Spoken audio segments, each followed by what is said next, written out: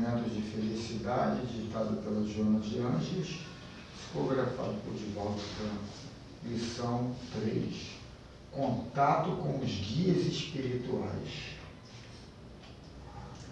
Aflige-te, porque ainda não lograste o contato psíquico com os teus guias espirituais. Reflexiona que buscaste a fé religiosa, abraçando a mediunidade, e não obstante, tens a impressão que navegas sem rumo, padecendo conflitos e experimentando desânimo.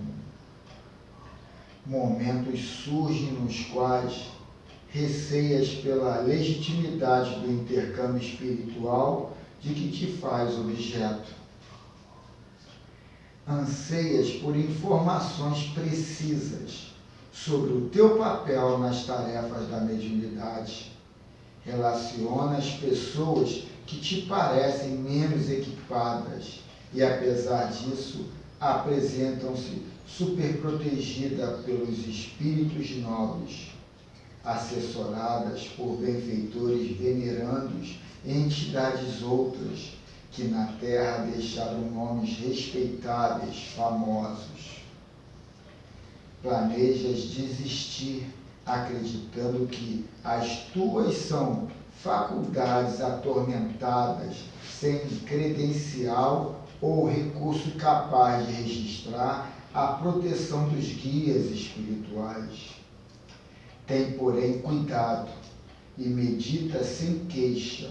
A mediunidade é instrumento de serviço em nome do amor de Deus, para apressar o progresso dos homens e faculta o intercâmbio com os espíritos, deles recebendo a ajuda. Candidataste-te ao labor socorrista como recurso saudável para te recuperares moralmente do passado delitoso, para cuja contribuição terias também as dores lenidas ou alteradas no teu organograma para a evolução.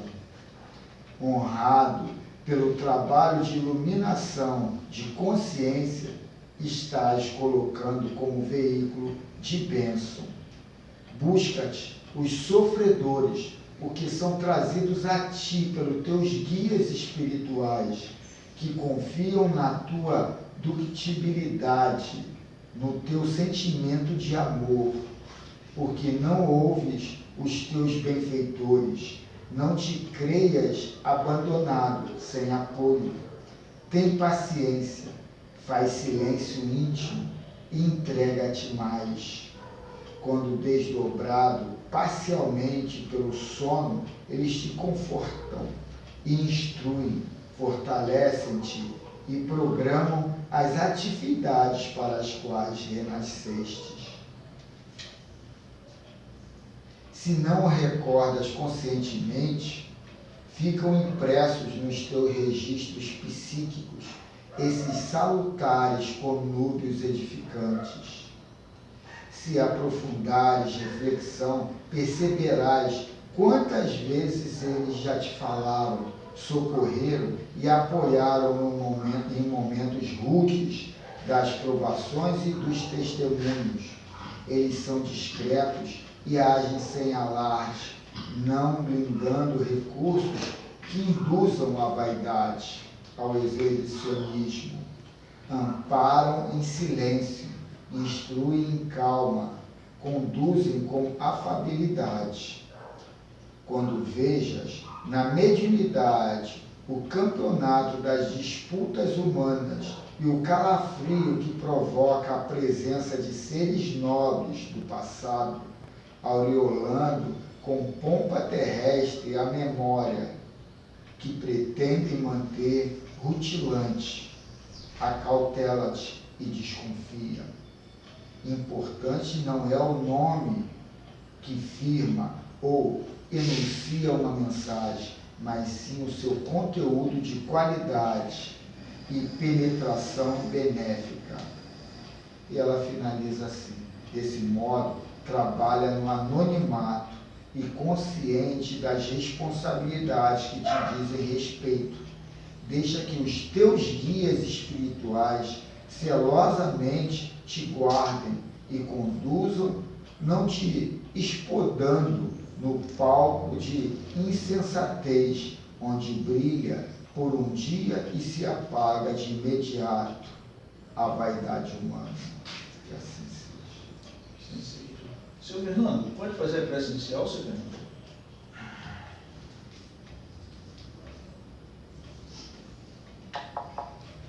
Deus,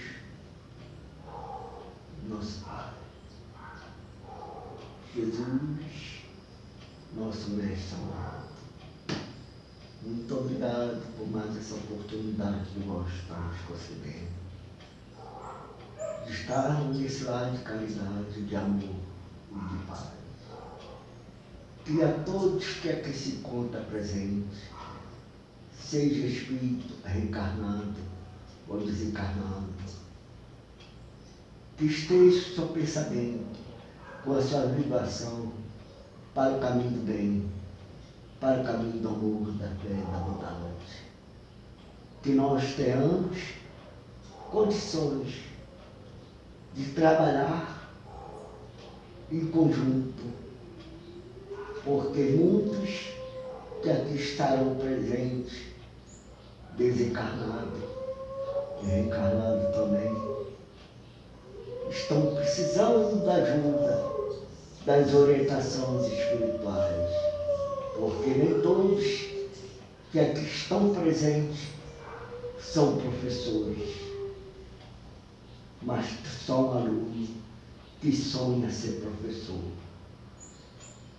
Enfim, Deus, muito obrigado por tudo que nós temos passado no dia a dia. Enfim, Deus, perdoa as nossas falhas, de todos os viventes do planeta Terra, que nós possamos pensar e trabalhar para que o dia de amanhã seja melhor do que de hoje. Sabemos, Deus, pela nossa condição espiritual, às vezes nós botamos obstáculos, achando muito difícil, mas só vós nunca nos abandona. Nós já vemos, esquecemos de vós, Deus, mas vós nunca abandonam o seu Filho. E que nesse dia de hoje, que nós estamos prestes, ainda, infelizmente, o nosso Brasil se encontra problemas difíceis, mas que isso seja passageiro, porque vós nos ensinaste que o mal é passageiro, mas o bem é eterno. Muito obrigado, Deus, por tudo, mais uma vez. Jesus. E passamos a palavra ao nosso irmão que dirige o trabalho no dia de hoje, nessa casa, que assim seja.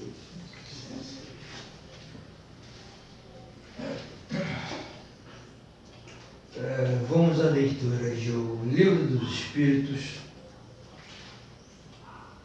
parte 2, capítulo 6, da vida espírita. A questão é número 322. A pergunta: e os esquecidos, cujos túmulos ninguém vai visitar, também lá, não obstante, comparece e sente algum pesar por verem que nenhum amigo se lembra deles? Resposta: que lhes importa a terra? Só pelo coração nos achamos a elas presos.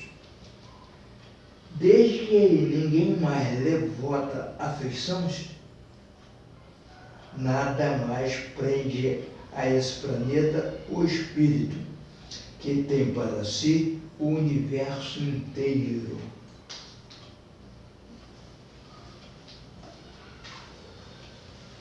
Então vamos lá, ao Filosofia Espírita, João Miramês, e pelo Espírito Miramês, a mensagem. Os esquecidos, lição 16, alusivo a essa questão 322. Essa é qual o título dele? Os esquecidos. No dia de final existem os esquecidos, aqueles cujos parentes não têm condições nem mesmo de se alimentar convenientemente, quanto mais de comprar flores, como lembranças para os que já se foram, se sentem vergonha de ir ao cemitério com as mãos limpas, visto que lá encontram multidões de outras pessoas com os buquês e mesmo coroas caríssimas.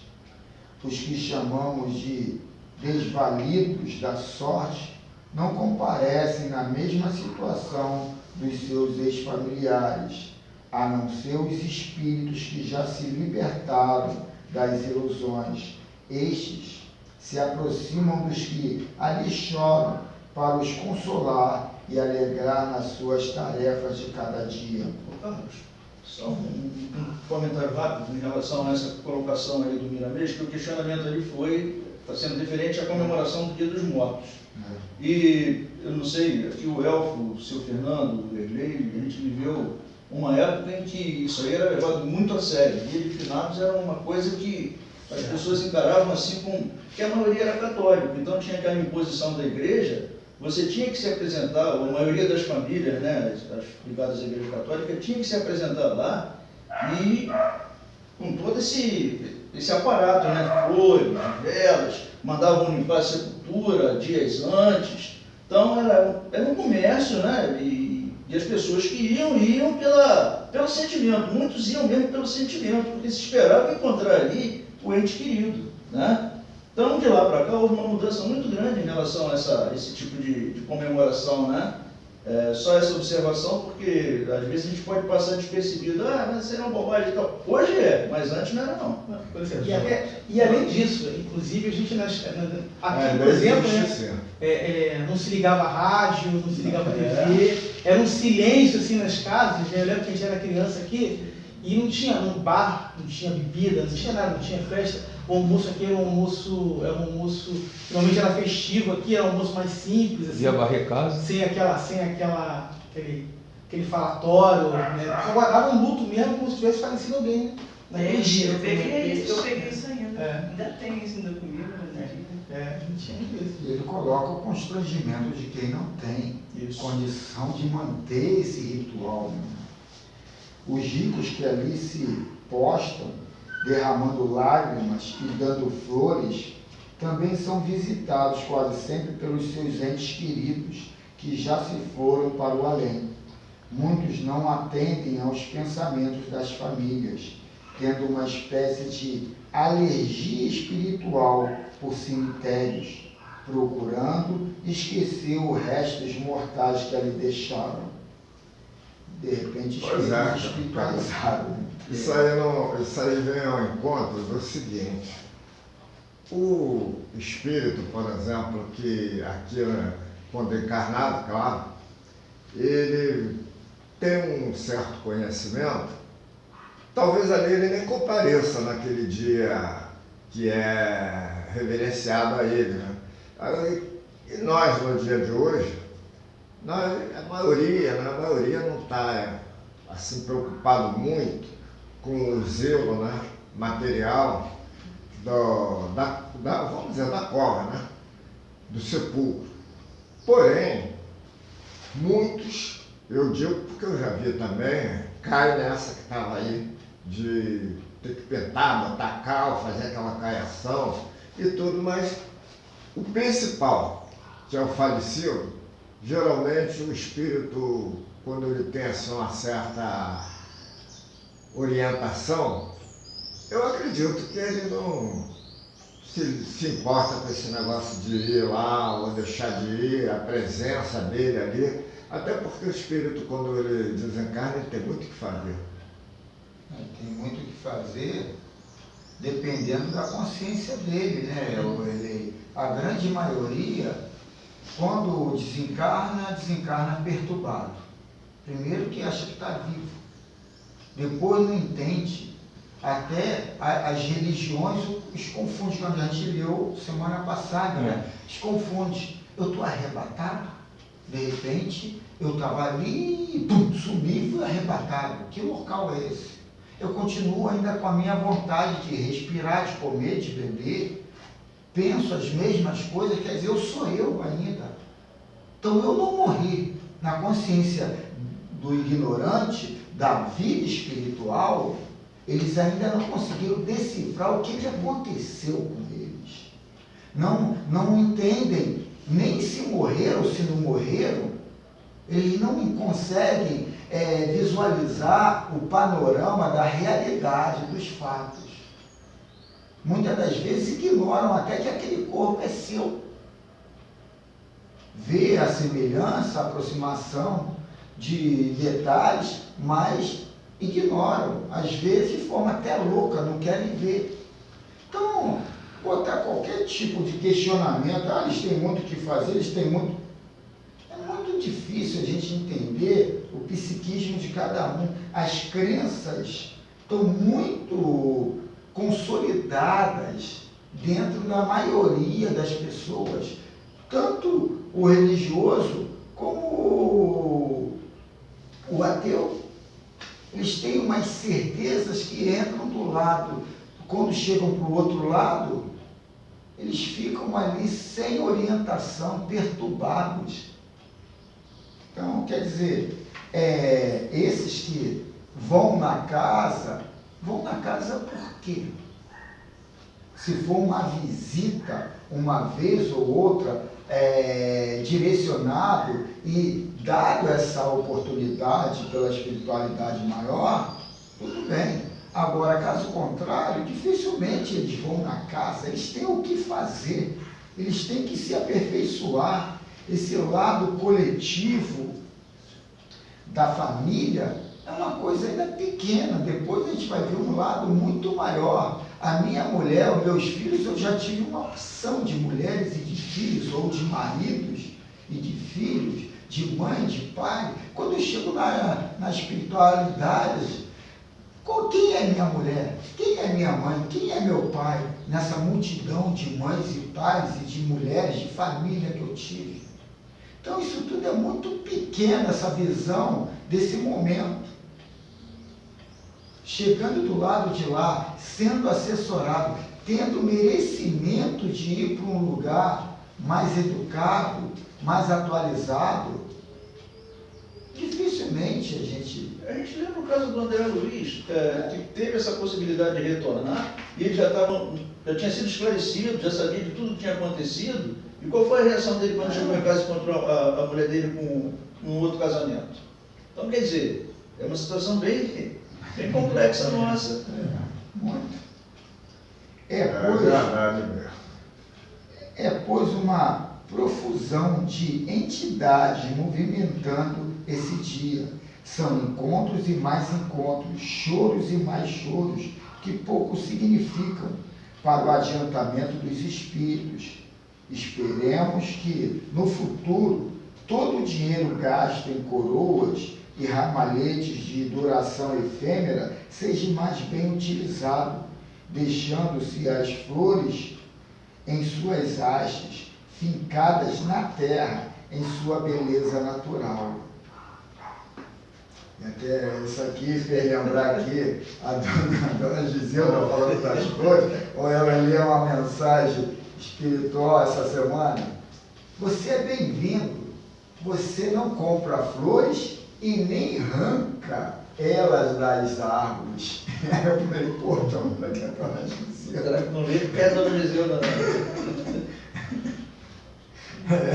Eu lembrei aqui quando começou a cremação, quando foi instituída a cremação, ela sofreu muita resistência, né? Porque as pessoas ainda estavam muito ligadas ao corpo físico, aquele culto pós-mortem, né? Finados, ossada, coisa e tal, né? E no começo foi muito, não sei se vocês se lembram, aqui no Brasil, assim, na década de 70, né? Eu era criança, começou uma resistência muito grande né, por conta do, queimar um corpo depois de morto, quem está acostumado a enterrar, né?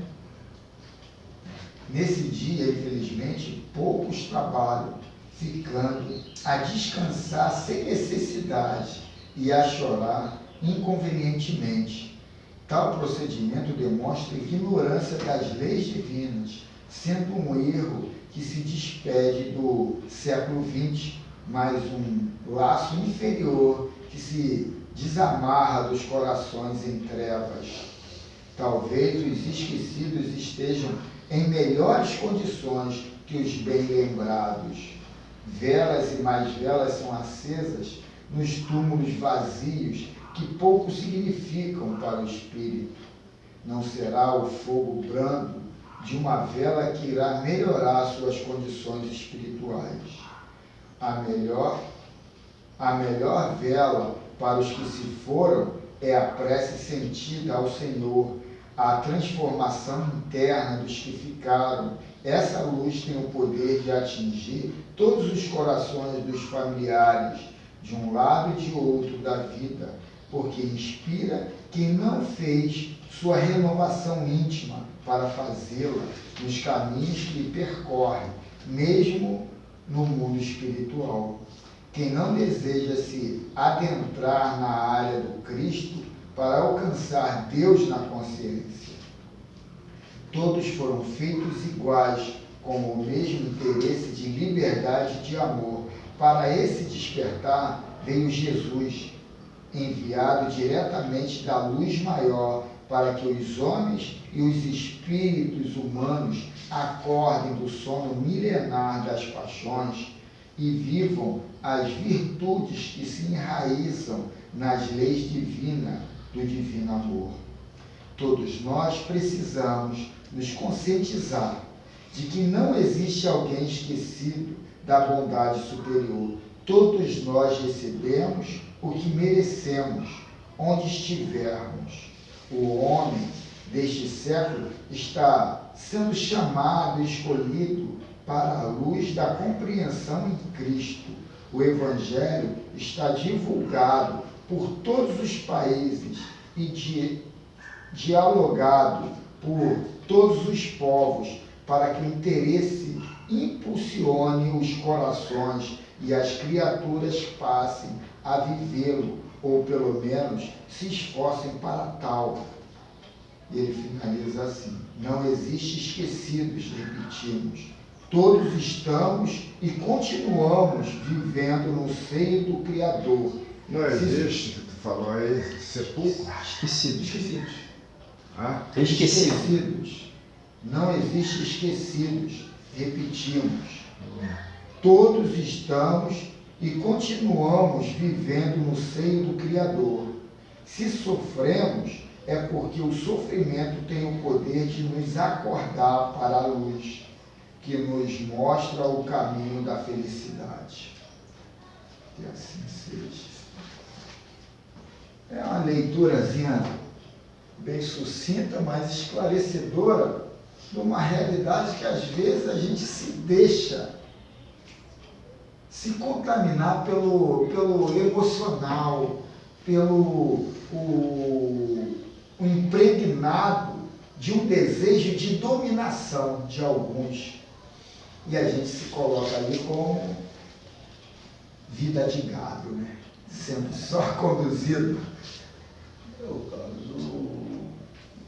O papel do espiritismo, né, e da própria igreja evangélica, que eles são menos desprendidos nessa hora do que o católico, né? Então isso aí veio trazer, né, por um lado, um desapego a essas comemorações, até mesmo esses rituais, né? Que o evangélico não é tão ritualista, né, igual o católico, igual o budista, né? Então a gente vê que a coisa, como ele falou, como o Miramês falou aí, né? No século passado. Na Igreja Católica você já traz isso já desde a Idade Média, né? Essa comemoração com... Mas a própria Igreja Católica então, a Igreja Católica está se desvestindo disso aí, tá. Abrindo mão dessas coisas aí, né? Está indo mais para o lado do psicológico, do emocional mesmo, mas de uma forma mais Então é muito importante, né? E dessa leitura do Miramês, é legal esse livro. Tem no YouTube lá, não sei o que lá, Pétalas. Quando você põe pergunta número tal, o que vai ser estudado aqui, ela lê a pergunta dos espíritos e depois lê o Miramês, a pergunta. É interessante. Dá uma. Aqueles que não tem vontade de ler, a preguiça ou qualquer coisa, ouvir que a gente já vem para cá meio preparado do que vai ouvir, né? O carismático ele é totalmente desprendido disso aí. Olha só, o belo de tudo é que as orientações, a espiritual, ela vem de uma maneira. Agora é interessante que as religiões não deixam que as pessoas raciocinem. É quase que proibitivo, tem que fazer aquilo ali que está na lei deles. Porque, olha a orientação que a lição deu, que o autor deu. Que os espíritos, eles não estão naquela ligação, não é bem importância, mas é que eles não estão mais naquela fase de esperar boa recepção no antigo sepulcro. Mas sim, eles estão sempre necessitando da nossa comunicação através de preces, de oração, como foi dito aí. Porém, tem um detalhe, nós estamos ainda numa fase tão atrasada espiritualmente que tem muitos que quando o indivíduo, o amigo, vai e diz assim, que descanse em paz. Outros já dizem assim, ela agora vai cantar lá no céu. Agora, mas fala aquilo com uma convicção. Agora, bem claro que não são todos que falam com aquela convicção, muitos falam para poder fazer aquele modernismo, né? Fazer aquela coisa para agradar. Que é incrível o número de pessoas que ainda tem assim o descanso do corpo como se fosse o da alma. E o espírito, naturalmente, não está para essas recepções do espírito esclarecido, porque enquanto o cara está festejando o quê? Matéria. Justamente ao contrário, o espírito está num mundo diferente, numa outra dimensão. É muito interessante essa. O teu início aí, colocando as pessoas sendo conduzidas no cabresto por religiões, isso não é desculpa por você ser condicionado àquilo. Isso é uma preguiça existencial do ser. A gente entra de um lado conveniente pela nossa preguiça a aceitar a verdade que a gente não contestou. No Livro dos Espíritos é interessante que Kardec pergunta aonde que estão as leis divinas. Isso é interessante a resposta porque tira qualquer tipo de imparcialidade, de cabresto, está na nossa consciência. O que está na minha consciência, eu não vi, eu não li, eu não entendi, porque eu não quis. Eu não usei o balizador, a régua que o Cristo me colocou. Me disse que ia se colocar no lugar do outro. Então, quer dizer, só cai em armadilha de lobos quem? Então, quer dizer, a gente tem que entender isso tudo. Por que eu não consigo ver dessa forma? Porque da outra forma me é conveniente. Porque eu não me coloco no lugar do outro antes de questionar e de lavrar ali um juízo. Então a gente tem que entender isso tudo, que a preguiça, de repente, é o agente ali que impregna. Não é a falta de interesse também? E o que é a falta de interesse se não é a preguiça? A gente sempre tem um interesse da felicidade, da paz. Agora, como você mesmo disse, a gente já tem predisposto a preguiça como consolo final. Teve um vagabundo que muito inteligente, que ele nunca trabalhou, mas questionava o pensamento do trabalhador, tanto o operário como o dono da indústria. Karl Marx ele já colocava a nossa alegria pelas férias, pelo descanso, e colocava na contramão o mesmo pensamento do empresário, do empreendedor. É diferente, ele não quer as férias, ele não quer o descanso, ele quer trabalho, ele quer produção. Então isso tudo é em cima de interesses diferentes. Só que isso tudo está dentro de nós também, nessa visão de evoluir. Fica mole.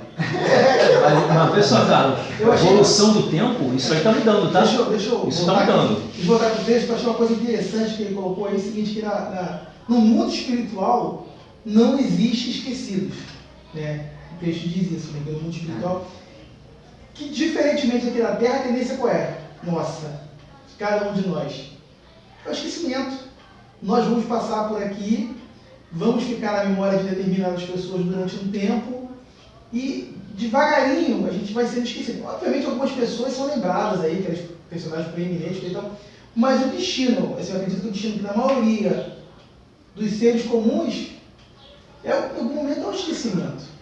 Né? Então às vezes a gente se prende a tanta vaidade, a tanta coisa e daqui a pouco lá na frente ninguém lembra mais de você, ninguém lembra mais que roupa você usou, onde você foi, o que é que você fez, quem era você, o que você trabalhou. Né? Então, assim, para mim é uma reflexão muito, muito boa isso, porque...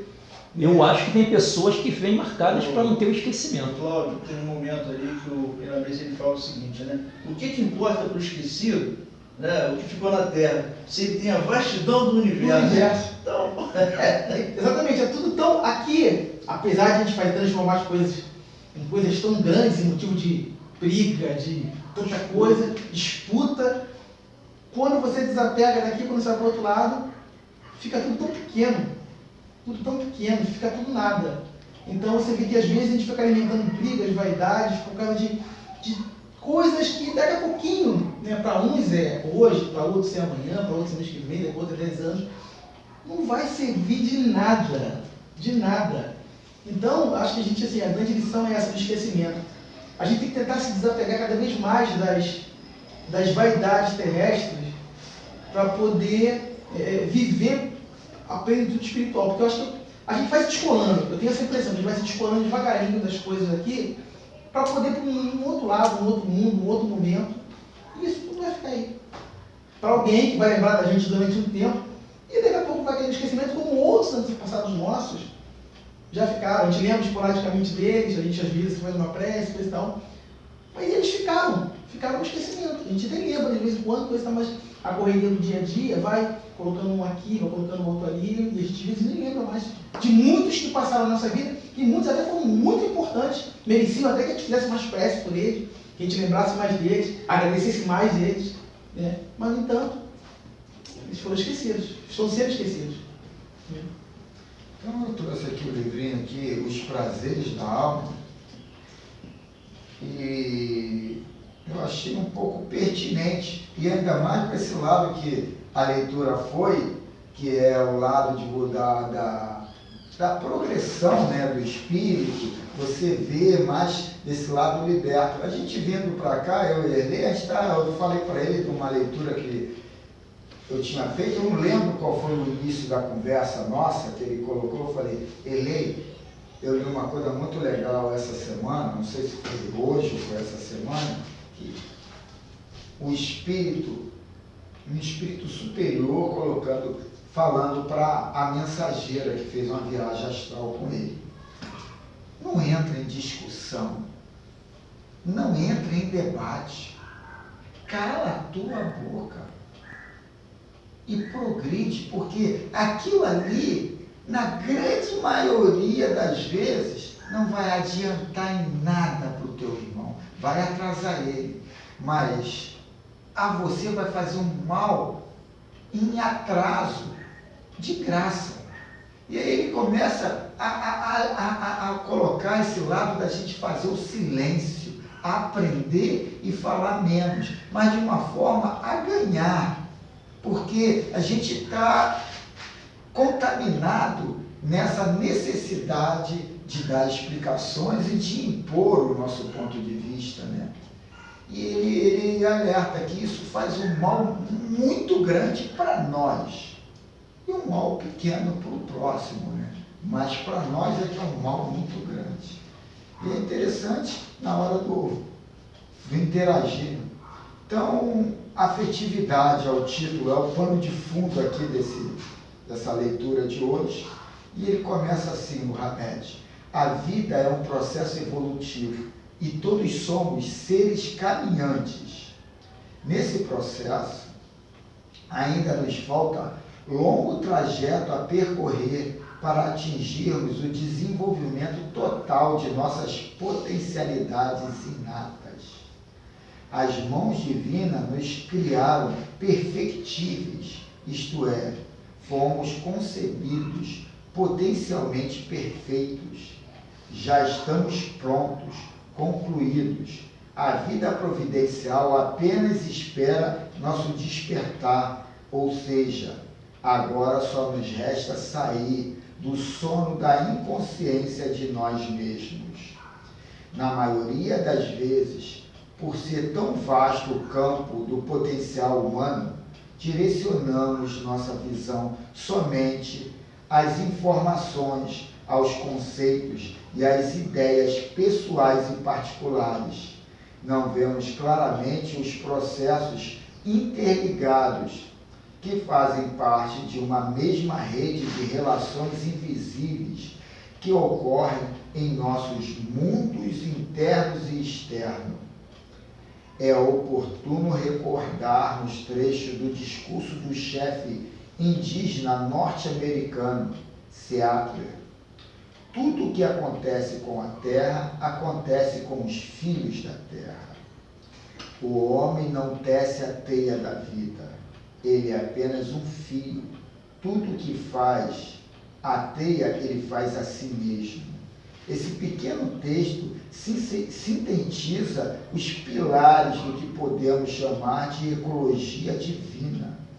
Todo e qualquer ser vivo tem seu valor intrínseco, sendo os seres humanos somente um dos fios dessa imensa série de elos da vida.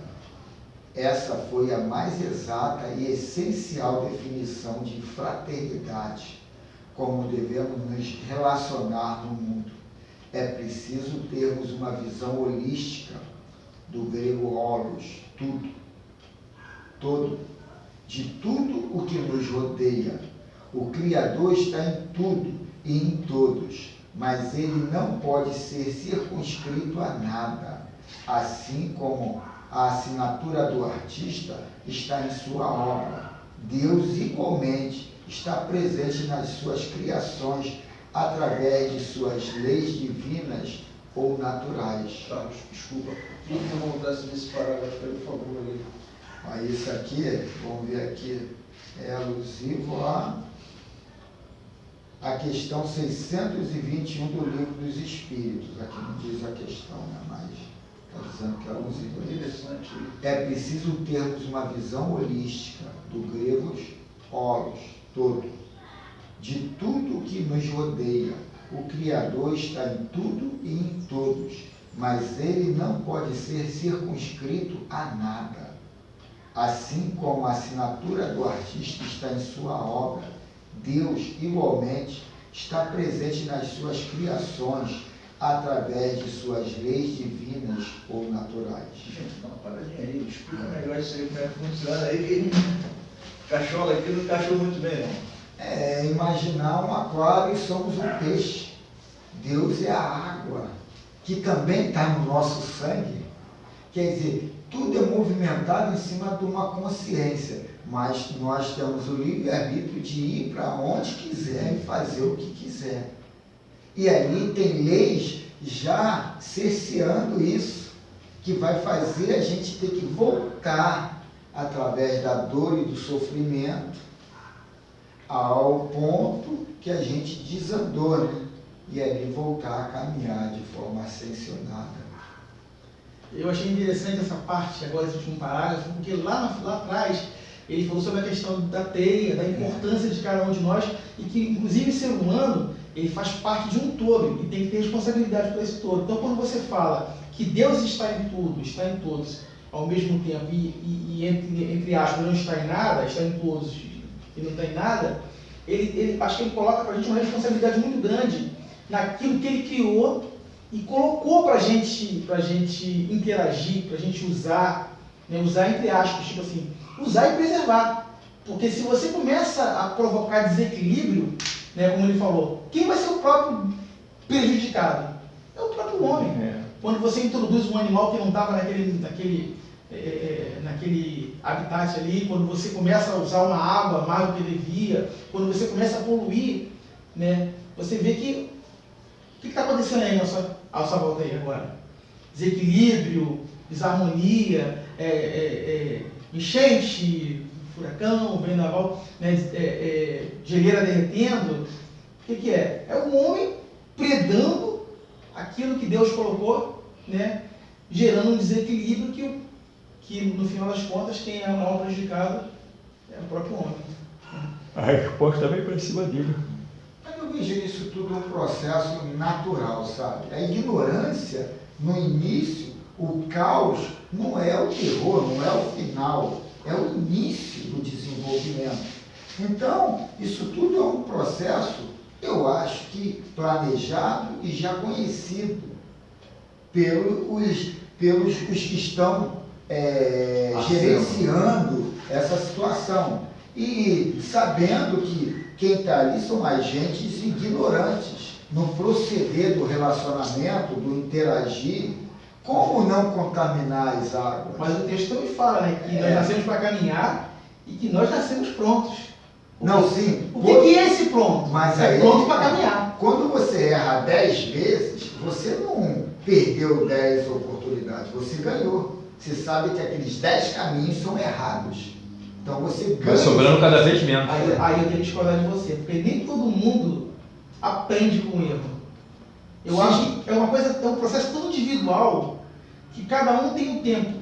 Tem um tempo. Você falou tudo, tem um tempo. Tem um tempo para aprender. Se a pessoa, né, o espírito encarnado, ele não aprendeu cedo, ele vai aprender mais tarde. Só que às vezes naquele tempo, ele tem um prejuízo moral muito grande e depois as consequências para ele poder chegar ao plano normal é muito sacrificada, muito sofrida, né?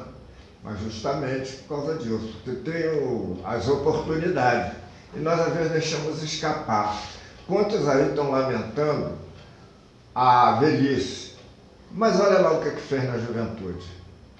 Então quer dizer que tem muitas coisas que vêm de retorno para nós, que é como uma pessoa que eu conheço disse assim: poxa, Deus é injusto comigo, esse sofrimento não é para mim. Eu falei, não é mesmo não, mas só que você que procurou.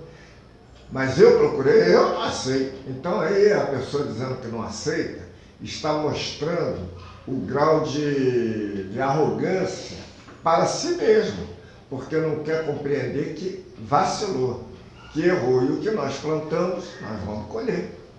E esse não aceito é uma posição dele por querer um facilitador de situações e não entendendo esse lado bonito do livre-arbítrio. Então, quer dizer, é um estado de consciência. Eu não aceito em cima das crenças e das projeções dele, ele não aceita. Mais tarde, essas crenças, essas projeções vão ser modificadas. Um esclarecimento maior vai mostrar que tudo dependeu dele. E esse eu não aceito é uma forma conveniente de querer a facilidade das situações. Essa aí é a famosa negação freudiana, o mecanismo de defesa do subconsciente. A fraternidade é um entrelaçamento sagrado entre as criaturas. Ela possui a condição de afetividade fecunda e frutífera. É a única e verdadeira forma de união humana. Uma tomada de consciência dessa natureza exige de cada um de nós uma mudança radical quanto ao modo de encarar as criações e criaturas. Essa maneira de ver e perceber a existência produz uma profunda conscientização de religiosidade sobre a realidade de quem somos e de como vivemos.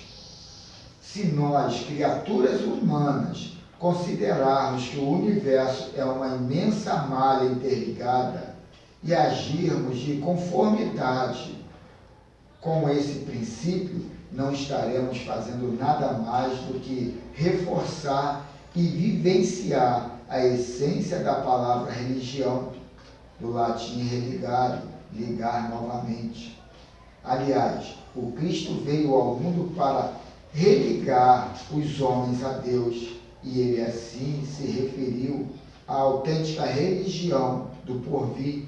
Deus é Espírito, e aqueles que o adoram devem adorá-lo em espírito e verdade. No futuro, a religião superior ou natural será fundamentada na mais afetuosa fraternidade e professada individualmente pela criatura que superou o ser religioso e desenvolveu em si o ser religiosidade. O amadurecimento e o crescimento do indivíduo se fazem por meio da sucessão das experiências corporais. Ela estabelece entre os espíritos laços que remontam às existências anteriores. Daí, muitas vezes, decorrem as causas da simpatia entre vós e certos espíritos que vos parecem estranhos. Uma vez que temos tido várias existências, a parentela remonta além de nossa existência atual e, como resultado, cada vez mais aumenta a afetividade entre as criaturas, sedimentando nelas os laços de fraternidade. Foi o que você falou na primeira leitura, quando você falou das muitas esposas, dos muitos filhos, né?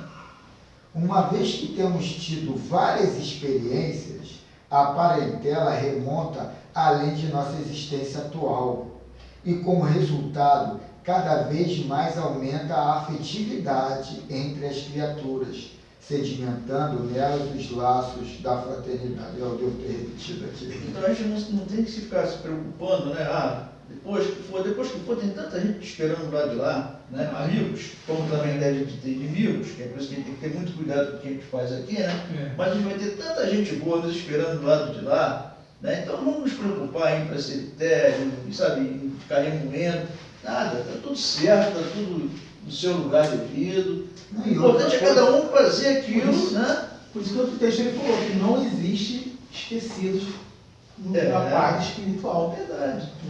E para nós aqui, o mais importante disso não é os que partiram para a pátria espiritual, é os que estão ao nosso lado. Falando de fraternidade, olha o laço desligado aí. A discussão de impor a minha vontade, meu jeito, de repente, a vontade dela, o jeito dela, pode ser até melhor do que o meu, porque eu não sei o futuro, eu não sei o que vem lá, mas ela está no estágio de consciência dela, nas necessidades de resgate, de criação dela.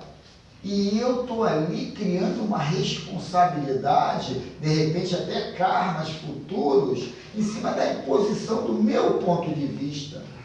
E aí a gente vai entender por que espíritos superiores dificilmente baixam aqui.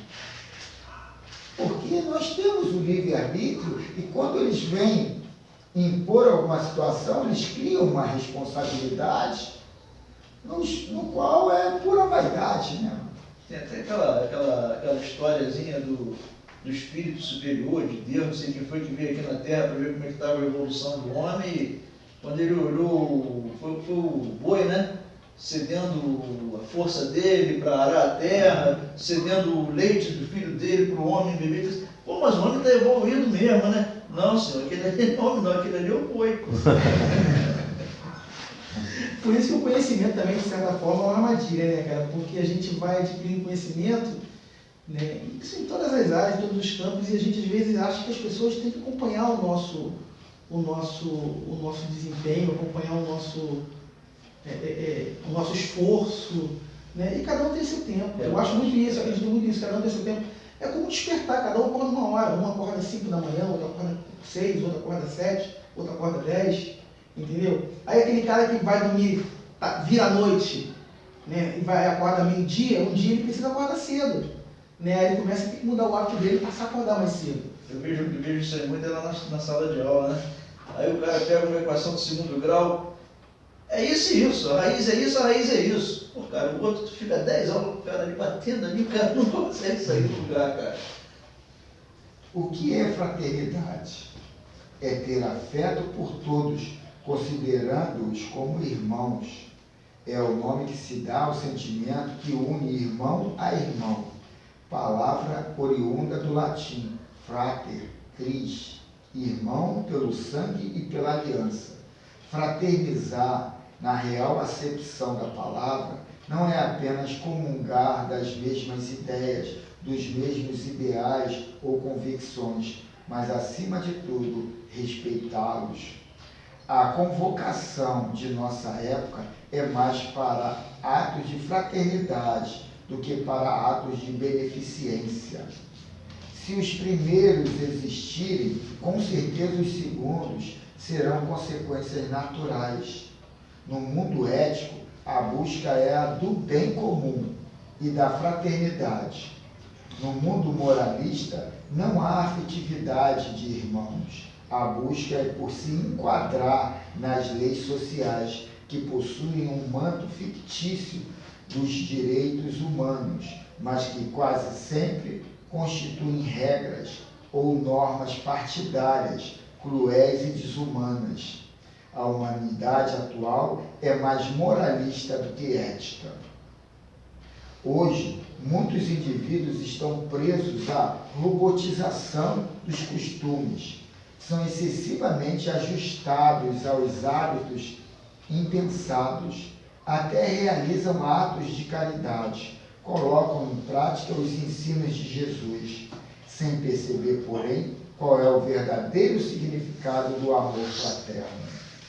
São criaturas que utilizam constantemente a palavra fraternidade, nomeando as pessoas de queridos irmãos.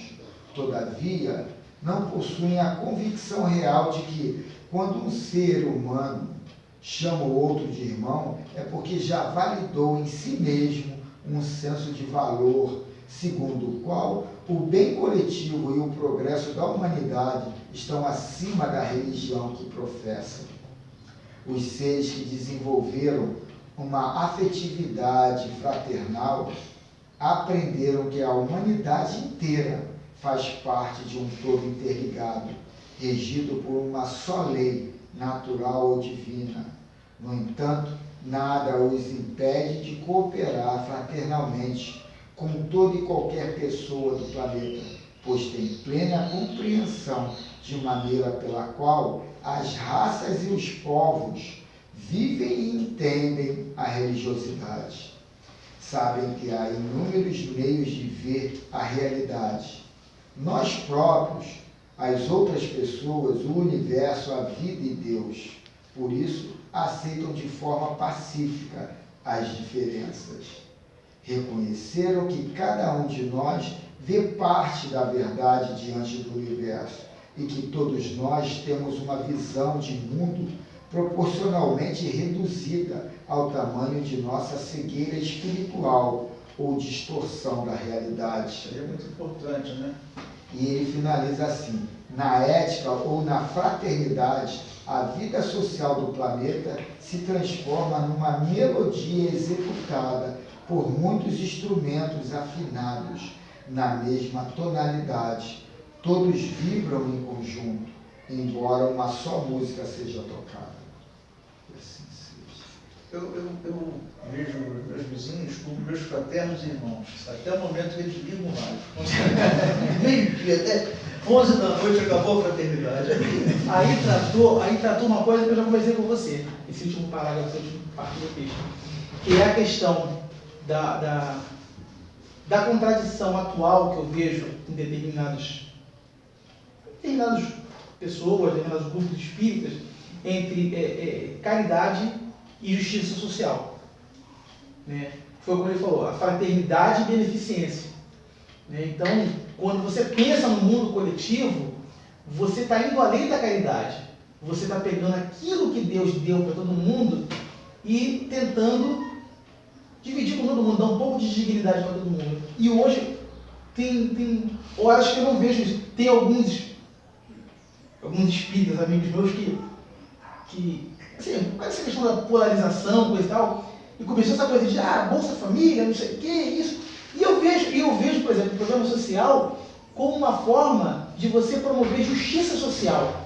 E eu acho que deveria, independente de questões partidárias, qualquer coisa, deveria ser uma causa que deveria ser abraçada, né, por quem se preocupa com isso. Mas eu vejo muita contradição. E os pais falam assim, esse cara é seu pobre, aquilo ali é um desígnio que ele tem que cumprir.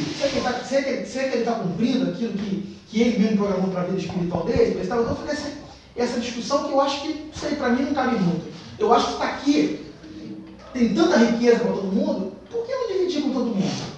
Por que não se apropriarem daquilo que Deus deu para todo mundo, enquanto outros, a gente vê hoje, eu sei, eu até falei com o Valdemir, eu vou para casa em Bangu, eu não consigo me conformar em ver pessoas dormindo embaixo da marquise num dia de chuva. Será que a gente não consegue dar uma casa para cada um abrigo pelo menos para essas pessoas dormirem, um prato de comida para comer de noite, um banho, uma roupa para poder acordar de manhã com mais dignidade? Será que todo mundo é obrigado a passar por esse tipo de provação na vida? Será que também nós não podemos estar nessa situação no lugar deles? Eu acho que isso é empatia, sabe? Isso me incomoda muito, porque eu acho que, sabe, tem muita coisa, tem muita riqueza aí.